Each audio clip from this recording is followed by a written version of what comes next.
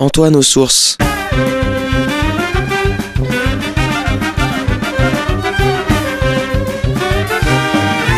Une émission présentée par Jean-Marie Alafort.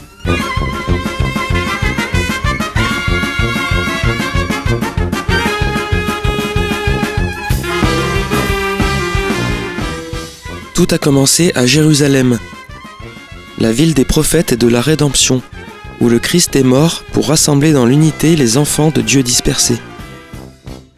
En elle, tout homme est né, dit le psalmiste. En elle, tout chrétien y trouve ses racines et y découvre la richesse des traditions et des rites des églises qui la composent. L'esprit de la Pentecôte ne cesse de souffler depuis Jérusalem. La ville sainte se révèle être la mère de toutes les églises. Jérusalem, la cité du grand roi, ouvre ses richesses pour ceux qui savent écouter.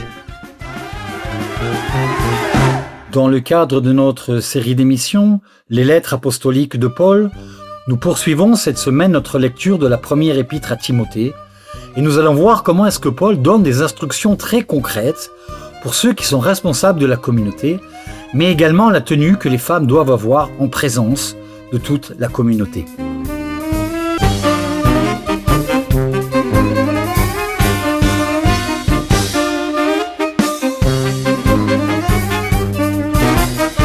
Alors nous poursuivons notre lecture de la première épître à Timothée. Nous avons donc la semaine dernière évoqué le début du chapitre 2 de cette épître, où Paul donc donne des instructions très pratiques par rapport à la direction de la communauté. Et nous avons donc commencé à parler donc de la prière, qui est donc un élément fondamental, et j'ai envie de dire l'élément qui va focaliser, qui va permettre donc à la communauté d'exister en tant que communauté. Et donc il va également commencer par demander non pas donc de prier pour la communauté, mais de prier pour les autorités publiques, pour ceux qui ont la charge de la société, du bien social, du bien du peuple. Tradition qui va être reprise ensuite par la tradition chrétienne, mais qui est une tradition, comme je l'ai expliqué la semaine dernière, profondément ancrée dans la tradition juive. Et puis Paul continue. Nous sommes donc dans le contexte de la prière. Est-ce que Paul parle ici de façon générale? Si nous reprenons le texte de façon extrêmement précise, on parle plutôt de l'assemblée liturgique ou de l'assemblée de la communauté. Quelle est donc l'attitude des personnes qui font partie donc de cette communauté quand ils sont ensemble? Et il continue. Et nous allons voir que ici nous avons un texte qui n'est pas sans poser de nombreuses questions. Je veux donc que les hommes prient en tout lieu, levant vers le ciel des mains saintes, sans colère ni dispute. Il parle des hommes. Je veux donc que les hommes prient en tout lieu. Donc ici, il ne parle pas d'une église, d'une synagogue. L'église n'existe pas, c'est un anachronisme terrible de penser qu'il y aurait donc, à l'époque paulinienne, des églises. Ça n'existe bien sûr absolument pas. Mais il y a des synagogues. Il y a donc des lieux où la communauté se rassemble. Mais la synagogue, au 1er siècle, n'est pas d'abord un lieu de culte, n'est pas un lieu de prière, mais un lieu de rassemblement de la communauté où surtout donc on vient étudier, on vient lire, parce que c'est le lieu finalement où on peut déposer donc les rouleaux de la Torah, et on vient lire ensemble donc les textes bibliques. Mais la prière, surtout au 1er siècle de l'ère chrétienne, quand on n'est pas à Jérusalem, on l'a fait donc à Jérusalem, au temple de Jérusalem, eh bien on peut la faire partout. C'est quelque chose qui est encore très présent dans la tradition d'Israël aujourd'hui. Il ne faut pas de synagogue pour faire la prière du matin, du soir et de l'après-midi. On peut la faire n'importe où. Ce qui parfois nous donne des scènes assez peu ordinaires, je dois le dire, dans les trains, dans les stations bus, etc., etc. La prière est quelque chose qui fait partie de la vie finalement. Nous, on a un peu cette idée que quand on veut prier, on se retire dans une église ou une chapelle, n'est-ce pas? Ici, en Israël, quand on habite ici, comme moi depuis autant d'années, la prière aussi bien chez les juifs que chez les musulmans. Les musulmans, à l'heure de la prière, vont sur la petite place publique, etc., où il y a un peu d'endroits, déploient leur tapis et prient. Et ça ne gêne absolument personne. C'est-à-dire, la prière fait partie de la vie communautaire, de la vie sociale de ce pays. Il n'y a pas à se cacher quand on prie. Et Paul, donc, en bon juif, donne cette instruction à sa communauté, à la communauté de Timothée. Je veux donc que tous les hommes prient en tout lieu, levant vers le ciel des mains saintes, sans colère ni dispute. La prière, dans la pensée d'Israël, dans la pensée juive, est d'abord et avant tout donc la responsabilité de l'homme. Encore aujourd'hui, dans les synagogues, ceux qui sont responsables de la prière, ça veut pas dire que les femmes ne prient pas, c'est pas ce que j'ai dit, mais ceux qui sont responsables de la prière communautaire, qui sont obligés de cette prière communautaire, ce sont les hommes. C'est ce qu'on appelle donc ici en hébreu le minyan. Pour pouvoir faire une prière communautaire, il faut être 10 hommes, et les femmes, bien sûr, participent à la prière, mais elles ne sont pas obligées, tandis que les hommes le sont. Quant aux femmes, qu'elles aient une tenue décente, qu'elles se parent avec pudeur et modestie, ni tresses, ni bijoux d'or, de perles et de toilettes somptueuses, mais qu'elles se parent au contraire de bonnes œuvres, comme il convient à des femmes qui font profession de piété. Quand on lit ce texte, on peut dire Paul est tombé dans une espèce de chauvinisme. Il faut replacer les choses dans son contexte. Nous sommes une société grecque, romaine, où la tradition, quand on se rendait au culte, surtout donc les cultes d'Aphrodite, les cultes de Zeus, de Jupiter, de Mercé, etc., des dieux grecs, eh bien, c'était donc des fêtes de solennité, et les femmes, particulièrement les femmes, avaient l'habitude donc de mettre des tenues somptueuses, avec donc des parures absolument merveilleuses, des toilettes absolument extravagantes. Et Paul dit, mais nous ne devons absolument pas ressembler à ces traditions païennes, qui finalement n'ont rien à voir avec notre propre tradition. Donc Paul ici s'écarte véritablement, mais un véritable écart entre la tradition païenne, j'ai envie de dire, qui est donc de l'idolâtrie, et puis donc la tradition, la tradition juive finalement, qui est donc que la femme doit être sobre, Paul, pour faire un peu de morale quand même, dit eh bien qu'elle se pare au contraire des bonnes œuvres, comme il convient aux femmes qui font profession de piété. Vous voyez que Paul ne dit pas que les femmes n'ont pas à prier, ou elles ne sont pas pieuses. Justement, il faut faire très attention. Alors évidemment, cette interdiction nous vient de la tradition juive. Elle nous vient profondément de la tradition juive. Je voudrais simplement ici citer que dans la première épître de Pierre, nous avons à peu près les mêmes recommandations. Vous, de même, femmes, soyez soumises à vos maris. Alors, attendez, je vais retrouver le texte. Voilà. Que votre parure ne soit pas extérieure. Cheveux tressés, bijoux d'or, toilette élégante. Mais qu'elle soit la disposition cachée du cœur. Parure incorruptible d'un esprit, doux et paisible, qui est d'un grand prix devant Dieu. Donc nous voyons que ces mêmes recommandations sont données également par Pierre, également par Paul. Donc elles sont profondément ancrées dans la tradition d'Israël, parce que dans la tradition d'Israël, le commentateur, si vous voulez, les commentateurs juifs, ce qu'on appelle des midrash, mais c'est des traditions qui sont très anciennes, considèrent que le péché du veau d'or vient finalement des parures des femmes. Les femmes, finalement, avaient des bijoux, de l'or, et c'est elles qui ont donné donc tous ces bijoux pour fabriquer donc le veau d'or. Le texte le dit très clairement d'ailleurs. Et donc à partir de là, il y a une interdiction. Si vous voulez, comme si la parure, la somptuosité, les bijoux, l'argent, les perles, etc., tout ça peut nous faire tomber finalement dans l'idolâtrie. Et voilà pourquoi nous retrouvons ces instructions également dans la première épître de Pierre et également donc dans l'épître à Timothée. Les femmes doivent être sobres dans leur tenue communautaire, là quand elles sont en présence de la communauté.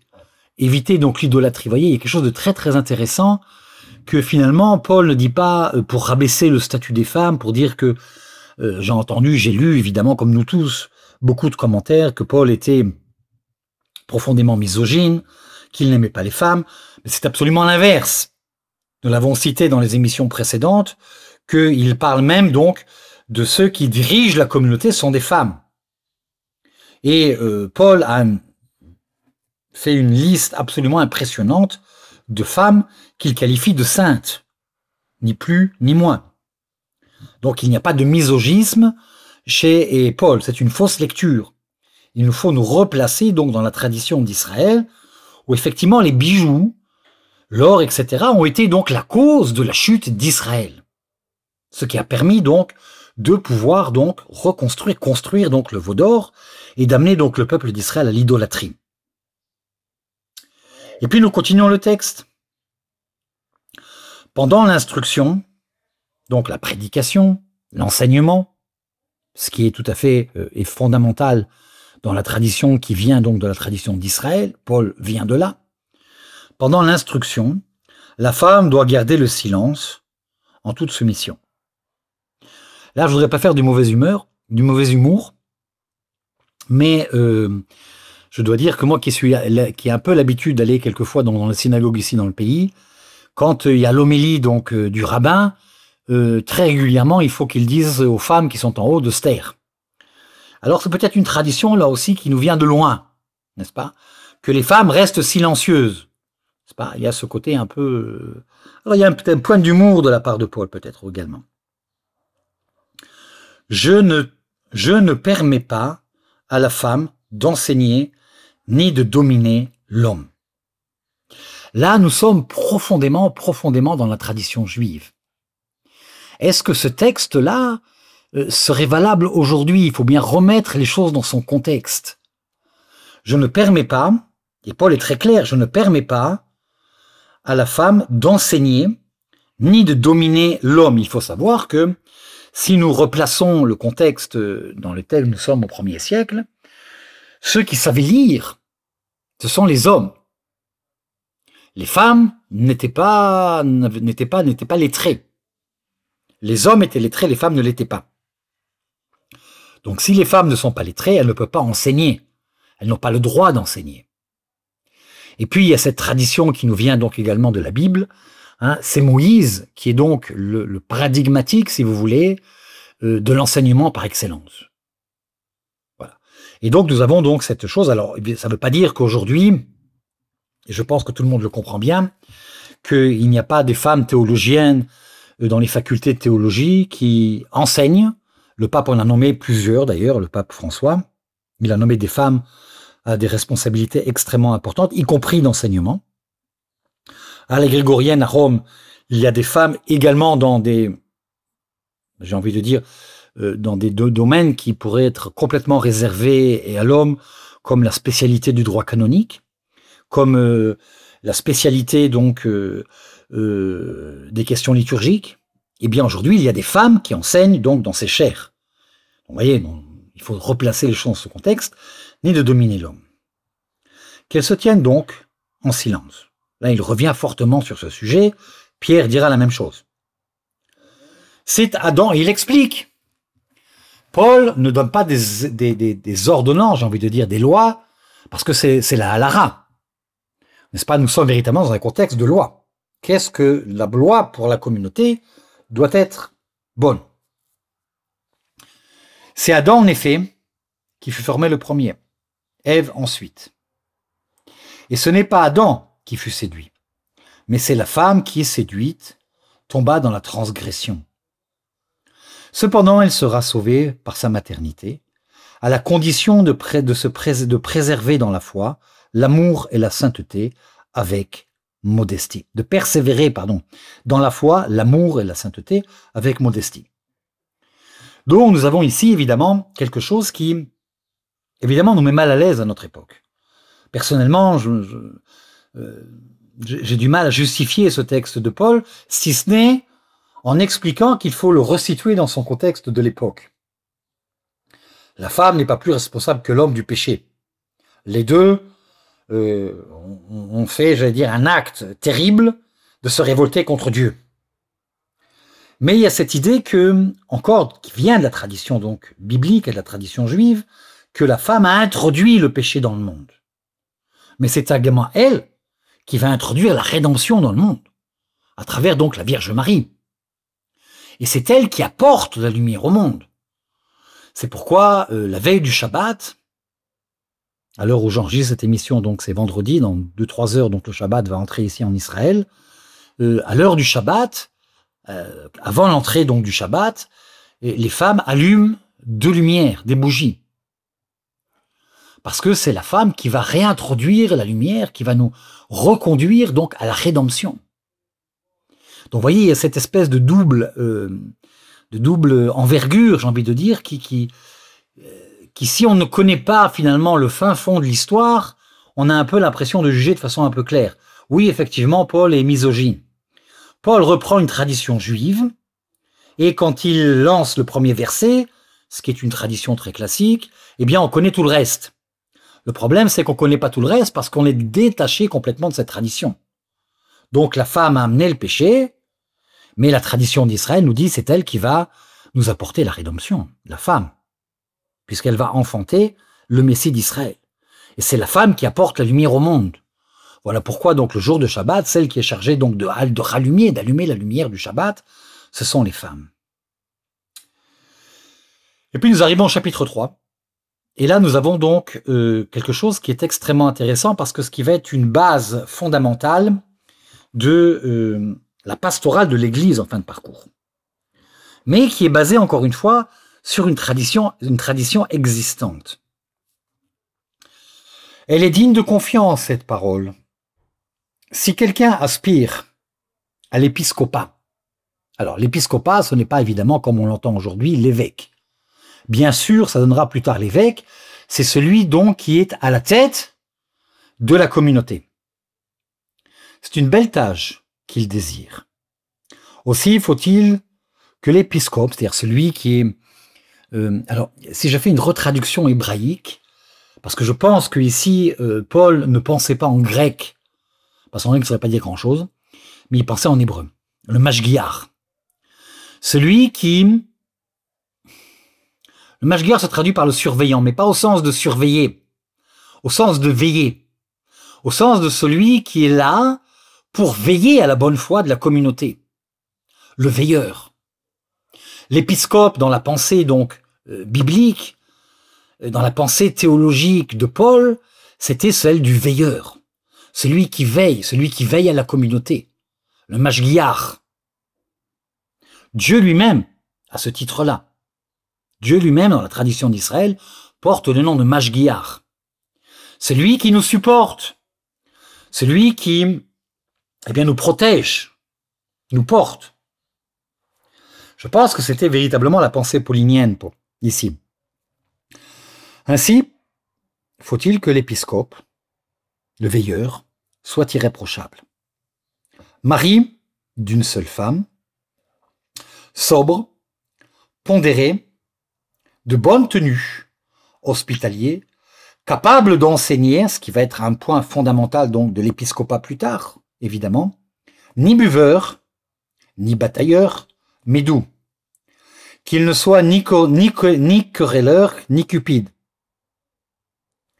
Ce qui est intéressant, c'est que nous avons la description, finalement, de ce que l'on recherche, ce que les cardinaux qui sont rassemblés actuellement à Rome recherchent comme idéal, le prochain pape, l'épiscope par excellence, celui qui veille sur le troupeau donc de l'Église. Et Paul a des critères extrêmement difficiles. Que le prochain pape, j'ai envie de dire, soit irréprochable. Alors, aujourd'hui, donc, il y a une question du célibat que je n'ai pas abordée aujourd'hui. Bien sûr qu'à l'époque, les épiscopes, c'est-à-dire ceux qui sont responsables de la communauté, étaient mariés comme dans la tradition d'Israël. Le célibat n'existait absolument pas. L'idée même que un prêtre ou un évêque soit marié, soit célibataire, quelque chose qui était complètement étranger à la pensée d'Israël. Mais je ne veux pas aborder cette question, nous aurons peut-être un jour l'occasion de voir l'évolution de cette pensée.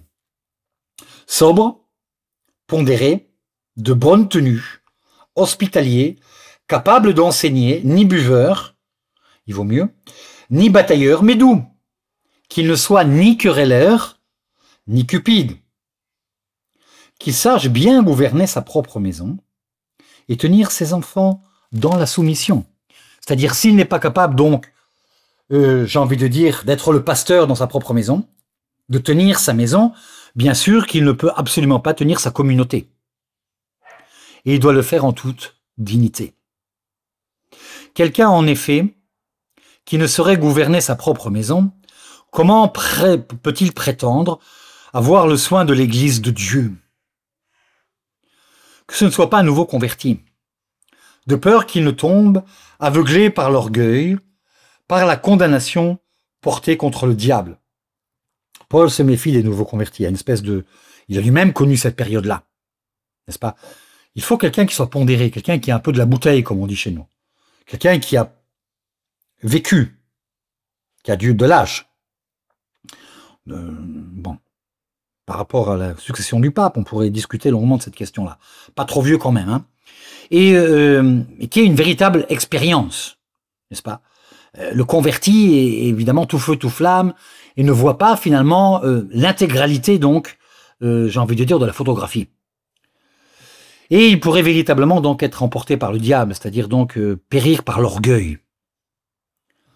Il faut de plus que ceux du dehors lui rendent un beau témoignage, afin qu'il ne tombe pas dans l'opprobre en même temps que dans les filets du diable. C'est-à-dire ici, Paul a véritablement un souci profondément de celui donc qui doit assumer cette charge, et cette charge est extrêmement difficile, parce que Paul met la barre extrêmement haut, il demande énormément de choses pour être épiscope. Je crois que si tout épiscope aujourd'hui, tout évêque, relit ce texte, se dit, mais est-ce que c'est vraiment moi, est-ce que je suis digne de cette chose-là? Paul, c'est pas quelqu'un qui fait dans la compromission, nous l'avons déjà dit énormément de fois. Nous avons terminé pour cette semaine. La semaine prochaine, nous verrons donc comment est-ce que Paul va nous parler donc des diacres, qui sont des éléments extrêmement importants de la communauté primitive. C'était Antoine aux Sources. Une émission présentée par Jean-Marie Alafort de Jérusalem.